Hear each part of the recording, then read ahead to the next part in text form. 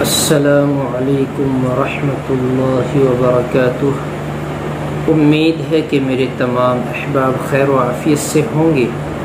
میرے عزیزو، ایک میرے بھائی نے سوال کیا، ابھی مغرب کے بعد فون آیا اور ان کا سوال یہ تھا کہ اگر کسی لڑکی نے گناہ کر لیا، زنا کر لیا اور اس سے حمل ٹھہر گیا تو اس کے بعد اس کا نکاح ہو سکتا ہے یا نہیں؟ نکاح کی کیا شکل ہے؟ میں نے ان کا مسئلہ تو انہیں بتلایا، آپ کو وضاحت کے ساتھ بتلا دوں۔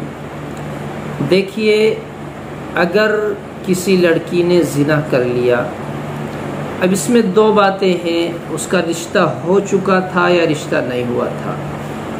بہرکیف رشتہ ہو چکا تھا اسی لڑکے سے تو کسی حد تک نسب اس کا اسی سے مل جائے گا، لیکن گناہ نکاح سے پہلے برابر ہے، رشتہ ہو یا نہ ہو۔ جیسے عام دوسرے سے گناہ کرنے کی شکل میں گناہ ہے، اسی طرح اس سے بھی رشتے سے نکاح نہیں مانا جاتا، نکاح ہونے تک گناہ ہے۔ اب وہ اجنبی ہو یا جس سے رشتہ ہو، وہ بھی اجنبی کی شکل میں ہے۔ بہرحال اگر گناہ ہو گیا تو پھر اس صورت میں نکاح تو ہو سکتا ہے، لیکن کسی مصلحت کی بنا پر اگر حمل گرانے کی نوبت آ جائے تو گناہ ہے۔ اگرچہ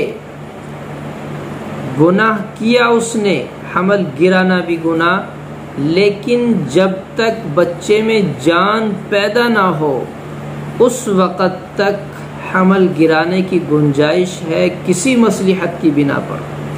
لیکن اگر جان پیدا ہو گئی، بچے میں اللہ نے جان ڈال دی، تو اس صورت میں قتل کے برابر گناہ ہے، قاتل شمار ہوں گے حمل گرانے والے۔ ایک مسئلہ اس میں یہ نکلتا ہے، نکاح ہو چکا، نکاح کے بعد وہ تو حاملہ ہو گئی تھی نکاح سے پہلے، نکاح کے بعد اگر 6 مہینے گزر جاتے ہیں اور 6 مہینے کے بعد بچہ پیدا ہوتا ہے تو اس صورت میں نسب شوہر سے شمار کیا جائے گا جس سے نکاح ہوا ہے۔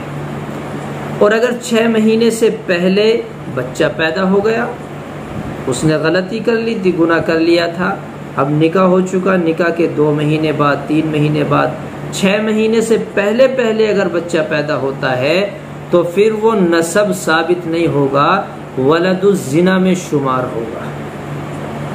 6 مہینے کے بعد نسب ثابت ہوگا، ولد الزنا میں شمار نہیں ہوگا۔ تو یہ شکل ہے کہ اس صورت میں نکاح تو ہو جائے گا، لیکن اس کی بہت ساری شکلیں ہیں جو میں نے آپ حضرات کو بتلائی ہیں، اس لیے احتیاط ان چیزوں میں ہونی چاہیے۔ اللہ ہم سب کی حفاظت فرمائے، گناہ صغیرہ سے کبیرہ سے ہم سب کی حفاظت فرمائے، آمین۔